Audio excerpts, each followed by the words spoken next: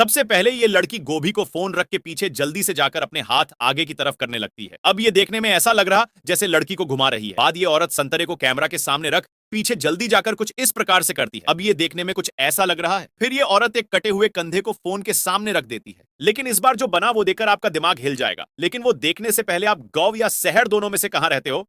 गौ वाले इस वीडियो को लाइक और चैनल को सब्सक्राइब करेंगे और शहर वाले कमेंट में अपना नाम देखते हैं किसे ज्यादा वोट मिलते हैं। देखो ये देखने में कितना ब्यूटीफुल लग रहा है, कतई जहर।